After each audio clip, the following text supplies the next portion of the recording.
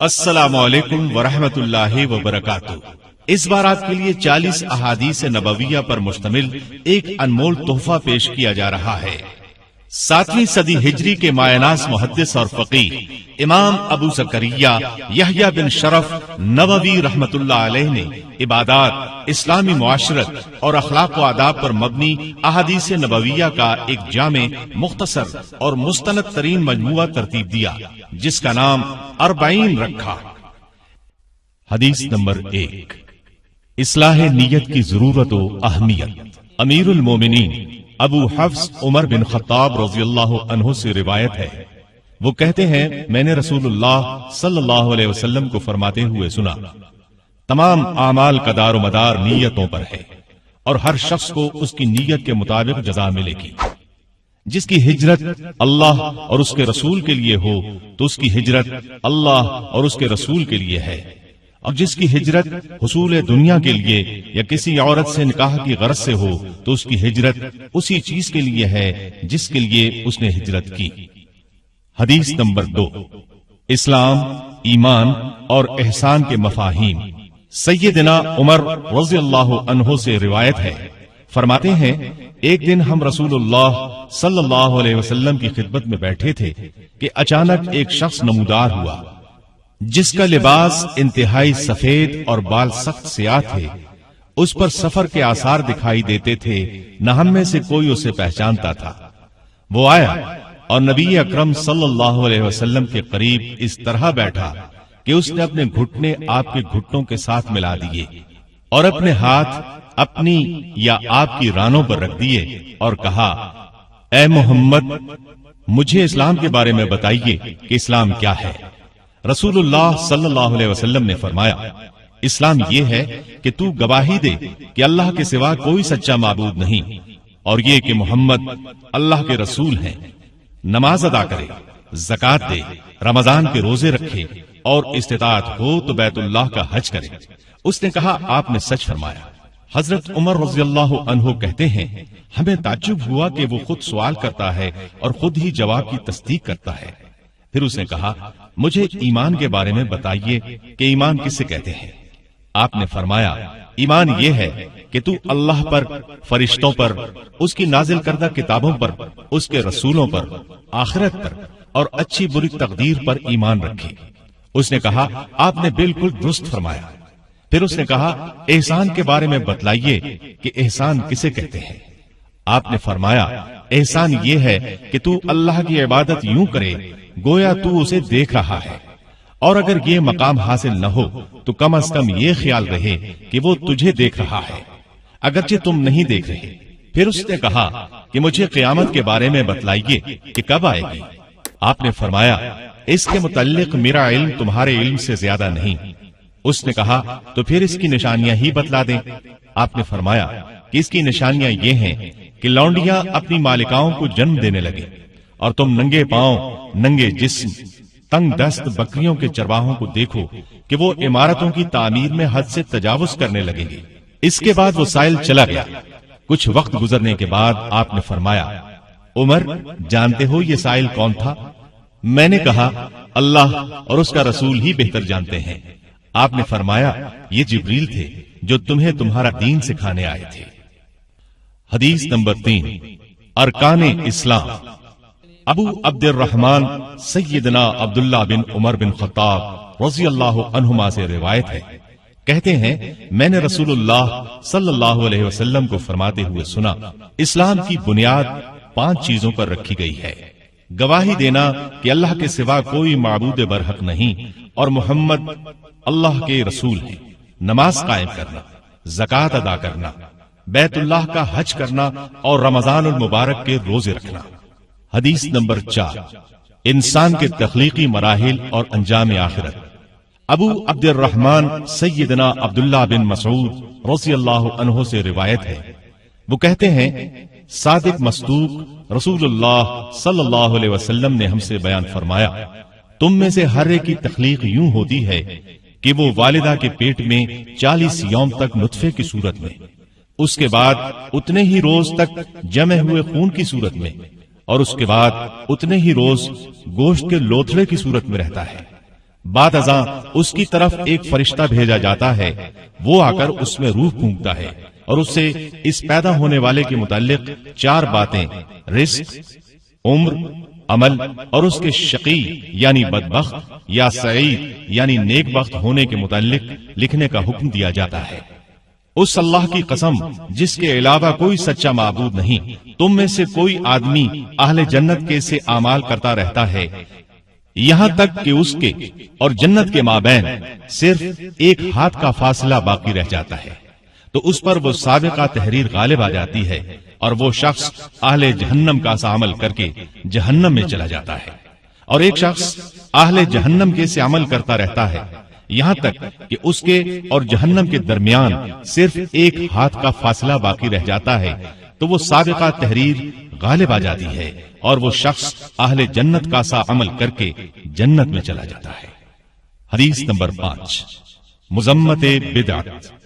ام المومنین ام عبداللہ حضرت عائشہ رضی اللہ عنہا سے روایت ہے کہ رسول اللہ صلی اللہ علیہ وسلم نے فرمایا، جو شخص ہمارے دین میں کسی ایسی بات کو جاری کرے جو اس دین میں نہیں ہے تو وہ بات عمل مردود ہے۔ مسلم کی روایت کے الفاظ یوں ہیں کہ جو شخص ایسا عمل کرے جس کا ہمارے دین میں حکم نہیں تو وہ عمل مردود ہے۔ حدیث نمبر 6، حلال، حرام اور اصلاح قلب۔ ابو عبداللہ سیدنا نعمان بن بشیر رضی اللہ عنہما سے روایت ہے، کہتے ہیں میں نے رسول اللہ صلی اللہ علیہ وسلم کو فرماتے ہوئے سنا کہ حلال چیزوں کا حکم بالکل واضح ہے اور حرام چیزوں کا حکم بھی واضح ہے۔ ان دونوں یعنی حلال و حرام کے درمیان کچھ امور متشابہ ہیں جن کی حلت و حرمت کو اکثر لوگ نہیں جانتے، بس جو شخص اس قسم کی غیر واضح اشیاء سے بچ گیا اس نے اپنے دین اور عزت کو بچا لیا، اور جو شخص اس قسم کے امور کو اختیار کرنے لگے وہ حرام میں جا پڑے گا۔ جیسا کہ کوئی چرواہا چراگاہ کے آس پاس جانوروں کو چرائے تو ہو سکتا ہے کہ جانور چراگاہ میں جا پہنچے۔ خبردار، ہر بادشاہ کی چراگاہ ہوتی ہے اور اللہ کی چراگاہ سے مراد اس کی حرام کردہ اشیاء ہے۔ خبردار، جسم میں گوشت کا ایک ٹکڑا ہے، اگر وہ درست ہو تو سارا جسم درست رہتا ہے، اور اگر وہ خراب ہو جائے تو سارا جسم خراب ہو جاتا ہے۔ خبردار، وہ گوشت کا ٹکڑا دل ہے۔ حدیث نمبر 7، اخلاص، خیرخواہی، وفاداری۔ ابو رقیہ سیدنا تمیم بن اوسداری رضی اللہ عنہ سے روایت ہے کہ نبی اکرم صلی اللہ علیہ وسلم نے فرمایا، دین خیرخواہی کا نام ہے۔ ہم نے کہا، خیرخواہی کس کے لیے ہو؟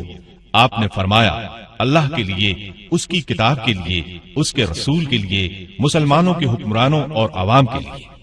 حدیث نمبر 8، مسلمان کے جان و مال کا تحفظ۔ سیدنا ابن عمر رضی اللہ عنہما سے روایت ہے کہ رسول اللہ صلی اللہ علیہ وسلم نے فرمایا، مجھے حکم دیا گیا ہے کہ میں لوگوں سے جنگ کرتا رہوں تاکہ وہ گواہی دیں کہ اللہ کے سوا کوئی سچا معبود نہیں اور محمد اللہ کے رسول ہیں، نماز قائم کریں اور زکوٰۃ دیں۔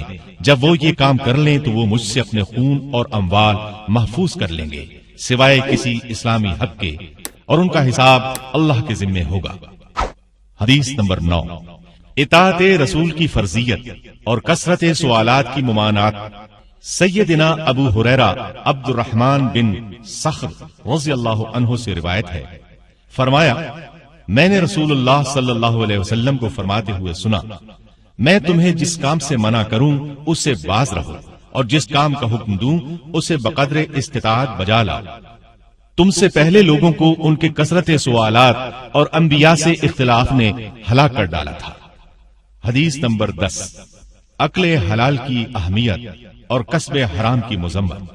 سیدنا ابو ہریرہ رضی اللہ عنہ سے روایت ہے، رسول اللہ صلی اللہ علیہ وسلم نے فرمایا، بے شک اللہ پاک ہے اور وہ صرف پاک چیز ہی قبول کرتا ہے، اور اللہ نے اہل ایمان کو وہی حکم دیا ہے جو رسولوں کو دیا ہے۔ چنانچہ اللہ نے فرمایا ہے، اے میرے رسولو، پاکیزہ چیزیں کھاؤ اور اچھے عمل کرو، اور اللہ نے اہل ایمان سے فرمایا، اے ایمان والو، ہم نے جو پاکیزہ چیزیں تمہیں دی ہیں ان میں سے کھاؤ۔ اس کے بعد آپ نے اس شخص کا ذکر کیا جو طویل سفر کرے، اس کے بال پراگندہ اور خود غبار آلود ہو، وہ آسمان کی طرف ہاتھ اٹھا اٹھا کر یا رب کہے، مگر اس کی حالت یہ ہو کہ اس کا کھانا پینا، لباس اور غذا ہر چیز حرام ہو، تو اس کی دعا کیسے قبول ہو؟ حدیث نمبر 11، اجتناب شبہات۔ رسول اللہ صلی اللہ علیہ وسلم کے نواسے اور آپ کی خوشبو ابو محمد سیدنا حسن بن علی بن ابی طالب رضی اللہ عنہما سے روایت ہے، فرماتے ہیں میں نے رسول اللہ صلی اللہ علیہ وسلم کا یہ فرمان حفظ کر رکھا ہے، جو بات تمہیں شک میں مبتلا کرے اسے ترک کر دو، اور جس میں کوئی شک و شبہ نہ ہو اسے اختیار کرو۔ حدیث نمبر 12، مسلمانوں کا غیر متعلق امور سے اجتناب و احتراز۔ سیدنا ابو ہریرہ رضی اللہ عنہ سے روایت ہے، وہ بیان کرتے ہیں رسول اللہ صلی اللہ علیہ وسلم نے فرمایا، انسان کے حسن اسلام میں سے یہ بھی ہے کہ وہ ان کاموں کو ترک کر دے جن کا کوئی فائدہ نہیں۔ حدیث نمبر 13، اسلامی اخوت اور تکمیل ایمان۔ رسول اللہ صلی اللہ علیہ وسلم کے خادم ابو حمزہ سیدنا انس بن مالک رضی اللہ عنہ سے روایت ہے، وہ نبی اکرم صلی اللہ علیہ وسلم سے بیان کرتے ہیں، آپ نے فرمایا، تم میں سے کوئی شخص اس وقت تک مکمل ایماندار نہیں ہو سکتا جب تک کہ اپنے مسلمان بھائی کے لیے وہی نہ پسند کرے جو اپنے لیے پسند کرتا ہے۔ حدیث نمبر 14، خون مسلم کی حرمت اور جواز قتل کی 3 صورتیں۔ سیدنا عبداللہ بن مسعود رضی اللہ عنہ سے روایت ہے، رسول اللہ صلی اللہ علیہ وسلم نے فرمایا، ان 3 صورتوں کے علاوہ کسی مسلمان کا خون حلال نہیں جو یہ گواہی دیتا ہو کہ اللہ کے سوا کوئی معبود نہیں اور یہ کہ میں اللہ کا رسول ہوں۔ نمبر 1، شادی شدہ زانی۔ نمبر 2، جان کے بدلے جان یعنی قاتل۔ اور نمبر 3، دین کا تارک، جماعت سے علیحدگی اختیار کرنے والا۔ حدیث نمبر 15، اسلامی آداب معاشرت۔ سیدنا ابو ہریرہ رضی اللہ عنہ سے روایت ہے کہ رسول اللہ صلی اللہ علیہ وسلم نے فرمایا، جو شخص اللہ پر اور یوم آخرت پر ایمان رکھتا ہے وہ اچھی بات کہے یا پھر خاموش رہے، اور جو شخص اللہ پر اور یوم آخرت پر ایمان رکھتا ہے وہ اپنے ہمسائے کی عزت کرے، اور جو شخص اللہ کو اور یوم آخرت کو مانتا ہے وہ اپنے مہمان کی عزت کرے۔ حدیث نمبر 16، غصے سے ممانعت۔ سیدنا ابو ہریرہ رضی اللہ عنہ سے روایت ہے کہ ایک شخص نے نبی کریم صلی اللہ علیہ وسلم کی خدمت میں عرض کیا، آپ مجھے وصیت فرمائیں۔ آپ نے فرمایا، غصہ نہ کیا کرو۔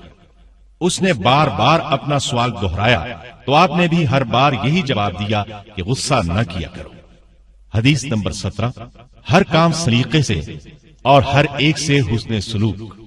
سیدنا ابو یعلا شداد بن اوس رضی اللہ عنہ رسول اللہ صلی اللہ علیہ وسلم سے روایت کرتے ہیں، آپ نے فرمایا، بے شک اللہ نے ہر چیز کے ساتھ اچھا سلوک کرنے کا حکم دیا ہے، پس جب تم قتل کرو تو اچھے طریقے سے قتل کرو، اور جب ذبح کرو تو بھی اچھے طریقے سے ذبح کرو۔ تمہیں چاہیے کہ اپنی چھری کو خوب تیز کر لو اور ذبیحے کو راحت پہنچاؤ۔ حدیث نمبر 18، تقوی اور حسن اخلاق۔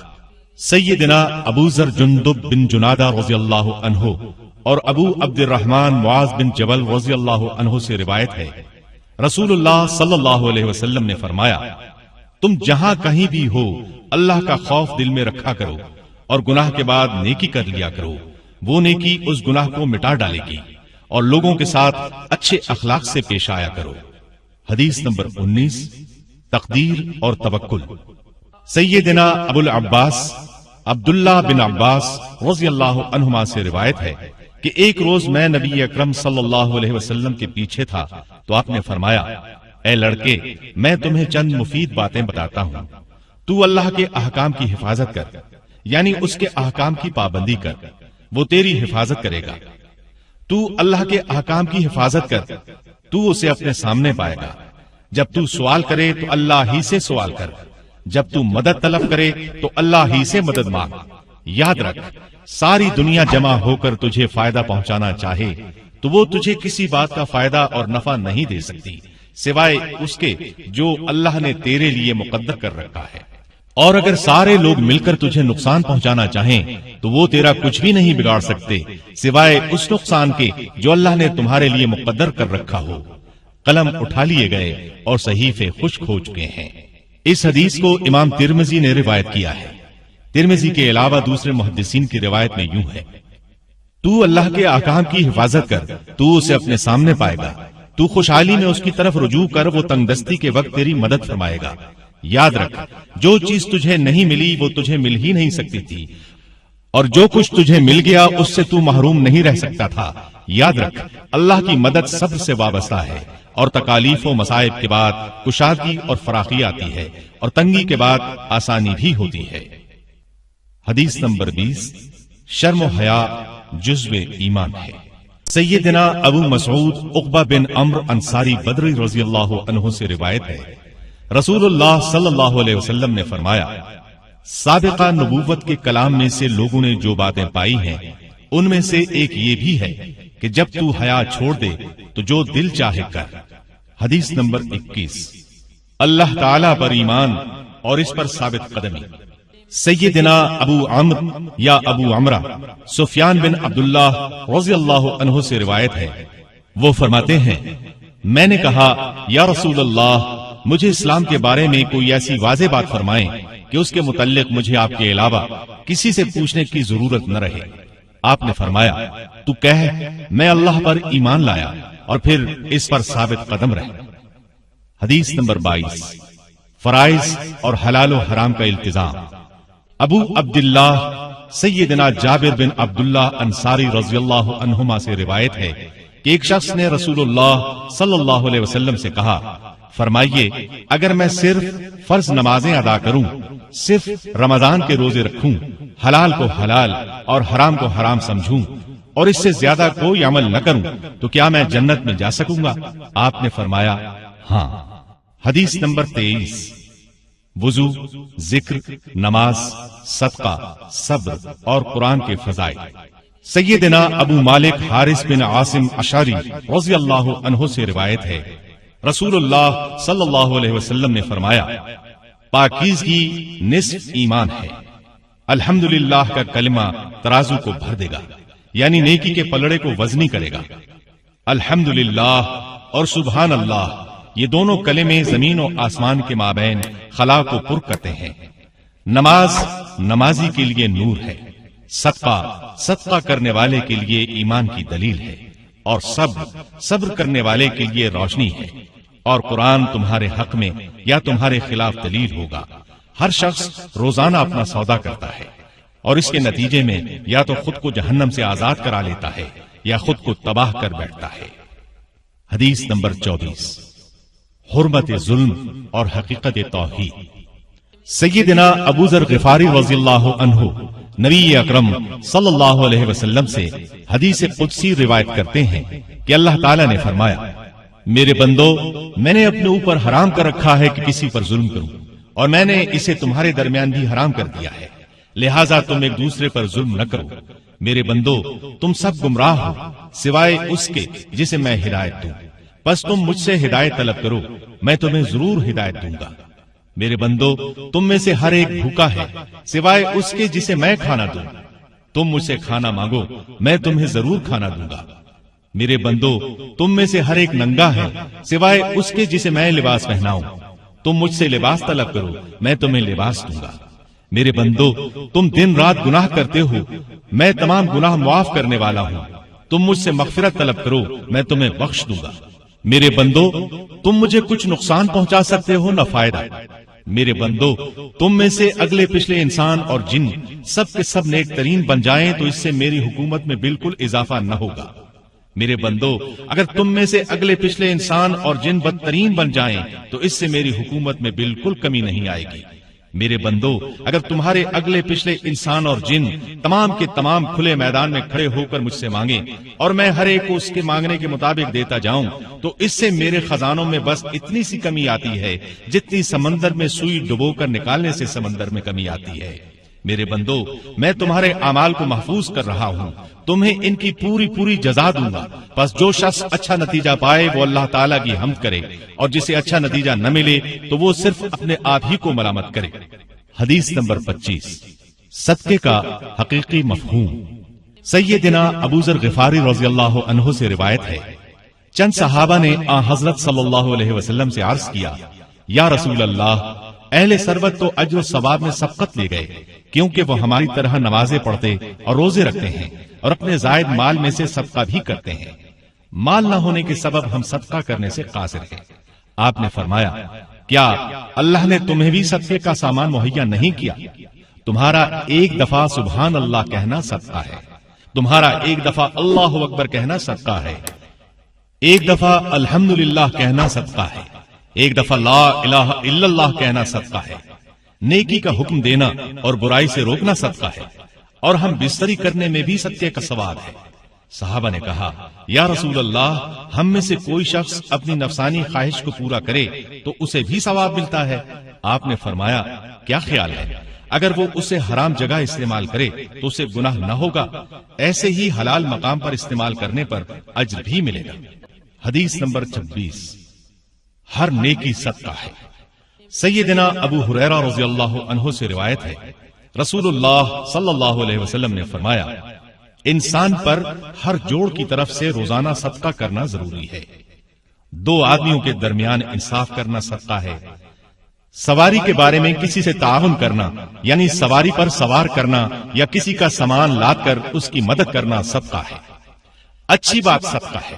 تو جو قدم نماز کے لیے اٹھائے گا صدقہ ہے۔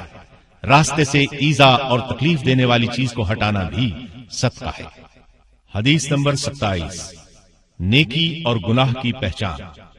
سیدنا نواس بن سمان رضی اللہ عنہ سے روایت ہے، نبی اکرم صلی اللہ علیہ وسلم نے فرمایا، اصل نیکی حسن اخلاق ہے، اور جو چیز تیرے دل میں کھٹکے اور تو چاہتا ہو کہ لوگوں کو اس کی خبر نہ ہو، وہ گناہ ہے۔ اور حضرت وابصہ بن معبد رضی اللہ عنہ فرماتے ہیں، میں رسول اللہ صلی اللہ علیہ وسلم کی خدمت میں حاضر ہوا تو آپ نے فرمایا، تم نیکی کے متعلق پوچھنے آئے ہو کہ نیکی کیا ہے؟ میں نے کہا، جی ہاں۔ آپ نے فرمایا، اپنے دل سے پوچھ لو، جس کام پر انسان کا دل مطمئن ہو وہ نیکی ہے، اور جو چیز دل میں کھٹکے اور اس کے متعلق سینے میں تردد ہو وہ گناہ ہے، خواہ لوگ اس کے جواز کا فتویٰ ہی کیوں نہ دیں۔ حدیث نمبر 28، وجوب التزام سنت۔ سیدنا ابو نجیح ارباز بن ساریہ رضی اللہ عنہ سے روایت ہے، رسول اللہ صلی اللہ علیہ وسلم نے ہمیں ایک وعظ فرمایا جس سے دل کانپ اٹھے اور آنکھیں ڈبڈبا آئیں۔ ہم نے کہا، یا رسول اللہ، یہ تو گویا الوداع کہنے والے یعنی چھوڑ کر جانے والے کا سا وعظ ہے، آپ ہمیں مزید وصیت فرمائیں۔ آپ نے فرمایا، میں تمہیں اللہ کے تقوی کی وصیت کرتا ہوں، اور وصیت کرتا ہوں کہ اپنے اوپر آنے والے حکام و امراء کے احکام سننا اور اطاعت کرنا، خواہ تم پر کوئی حبشی غلام ہی امیر یعنی حاکم بن جائے۔ تم میں سے جو شخص میرے بعد زندہ رہے گا وہ یقیناً بہت سے اختلافات دیکھے گا۔ ان حالات میں تم میری سنت اور ہدایت یافتہ خلفائے راشدین کی سنت یعنی طریقے کو لازم پکڑنا اور اسے داڑھوں سے قابو کرنا، دین میں نئے نئے کاموں کے ایجاد کرنے سے بچ کر رہنا، کیونکہ دین میں ہر نیا کام بدعت ہے اور ہر بدعت گمراہی ہے۔ حدیث نمبر 29، ابواب خیر۔ سیدنا معاذ بن جبل رضی اللہ عنہ سے روایت ہے، میں نے کہا، یا رسول اللہ، کوئی ایسا عمل بتائیں جو مجھے جنت میں لے جائے اور جہنم سے دور کر دے۔ آپ نے فرمایا، تو نے ایک انتہائی عظیم چیز کا سوال کیا ہے، لیکن اللہ جس کے لیے آسان فرما دے اس کے لیے بلا شبہ بڑا آسان کام ہے۔ اللہ کی عبادت کرو، اس کے ساتھ کسی کو شریک نہ ٹھہراؤ، نماز قائم کرو، زکوٰۃ ادا کرتے رہو، رمضان کے روزے رکھو، بیت اللہ کا حج کرو۔ پھر فرمایا، کیا میں تجھے نیکی کے دروازے نہ بتاؤں؟ روزہ جہنم سے ڈھال ہے، صدقہ گناہوں کو یوں مٹا ڈالتا ہے جیسے پانی آگ کو بجھا دیتا ہے، اور انسان کا رات کو نماز ادا کرنا۔ اور پھر آپ نے یہ آیات تلاوت فرمائی، اہل ایمان کے پہلو رات کو بستر سے علیحدہ رہتے ہیں، اور وہ اپنے رب کو اس کے عذاب کے خوف اور رحمت کی امید کے ملے جلے جذبات و کیفیات سے پکارتے ہیں، اور ہم نے انہیں جو کچھ دیا ہے اس میں سے خرچ کرتے ہیں۔ کوئی نہیں جانتا کہ ہم نے ان کی آنکھوں کی ٹھنڈک کے لیے کیا کچھ تیار کر رکھا ہے، یہ سب ان کے کیے ہوئے اعمال کی جزا اور بدلہ ہوگا۔ پھر فرمایا کیا میں تجھے دین کی اصل بنیاد، اس کا ستون اور اس کا بلند ترین عمل نہ بتا دوں؟ میں نے کہا یا رسول اللہ کیوں نہیں؟ فرمایا دین کا اصل اسلام یعنی مکمل اطاعت اور خود سپردگی ہے، اس کا ستون نماز اور افضل و بلند عمل جہاد ہے۔ پھر فرمایا کیا میں تجھے ان تمام اعمال کی بنیاد اور اصل کی خبر نہ دوں؟ میں نے کہا جی ہاں یا رسول اللہ کیوں نہیں؟ تو آپ نے اپنی زبان مبارک پکڑی اور فرمایا اسے قابو میں رکھو۔ میں نے کہا اے اللہ کے نبی، ہم جو کچھ بولتے ہیں کیا اس کا مواخذہ ہوگا؟ آپ نے فرمایا اے معاذ، تجھے تیری ماں روئے گم پائے، لوگوں کو چہروں یعنی نتنوں کے بل جہنم میں ان کی زبانوں کی کٹائی یا کمائی ہی تو لے جائے گی۔ حدیث نمبر 30، شرعی احکام کی اقسام۔ سیدنا ابو ثعلبہ خوشنی جرثوم بن ناشر رضی اللہ عنہ سے روایت ہے، رسول اللہ صلی اللہ علیہ وسلم نے فرمایا اللہ نے کچھ فرائض مقرر کر دیے ہیں، انہیں ضائع مت کرو، اور اس نے کچھ حدود مقرر فرمائی ہیں، ان سے تجاوز نہ کرو، اور اس نے کچھ چیزوں کو حرام قرار دیا ہے، ان چیزوں کے قریب نہ جاؤ یعنی ان کی حرمت پامال نہ کرو، اور اس نے تم پر شفقت فرماتے ہوئے بعض چیزوں کے متعلق عمدن سکوت فرمایا ہے، ان کے متعلق تم بحث میں نہ پڑو۔ حدیث نمبر 31، زہد کی حقیقت و فضیلت۔ سیدنا ابو العباس سہل بن سعد ساعدی رضی اللہ عنہ سے روایت ہے کہ ایک شخص نبی اکرم صلی اللہ علیہ وسلم کی خدمت میں آیا اور اس نے کہا یا رسول اللہ، مجھے کوئی ایسا عمل بتلائیے جب اسے بجا لاؤں تو اللہ اور تمام لوگ مجھ سے محبت کریں۔ آپ نے فرمایا دنیا سے بے رغبت ہو جا، اللہ تجھ سے محبت فرمائے گا، اور لوگوں کے پاس جو کچھ ہے اس سے بے نیاز رہ، لوگ تجھ سے محبت کریں گے۔ حدیث نمبر 32، ضرر رسانی اور بطور انتقام ضرر سے احتراز۔ سیدنا ابو سعید سعد بن سنان خدری رضی اللہ عنہ سے روایت ہے کہ رسول اللہ صلی اللہ علیہ وسلم نے فرمایا کسی کو ضرر پہنچاؤ نہ ضرر کا انتقام لو۔ حدیث نمبر 33، اس بات دعویٰ۔ سیدنا ابن عباس رضی اللہ عنہما سے روایت ہے رسول اللہ صلی اللہ علیہ وسلم نے فرمایا اگر لوگوں کو ان کے دعوے کے مطابق بلا تحقیق دے دیا جائے تو لوگ دوسروں کے اموال اور خون پر دعوے کرنے لگیں، لہذا اصول یہ ہے کہ مدعی ثبوت پیش کرے اور مدعا علیہ اگر انکاری ہو تو قسم اٹھائے۔ حدیث نمبر 34، امر بالمعروف و نہی عن المنکر۔ سیدنا ابو سعید خدری رضی اللہ عنہ سے روایت ہے میں نے رسول اللہ صلی اللہ علیہ وسلم کو فرماتے ہوئے سنا تم میں سے جو شخص برائی کو دیکھے وہ اسے اپنے ہاتھ یعنی طاقت سے بدلے، اگر اس کی استطاعت نہ ہو تو زبان سے منع کرے، اور اگر اس کی بھی استطاعت نہ ہو تو دل سے برا جانے، یہ ایمان کا کمزور ترین درجہ ہے۔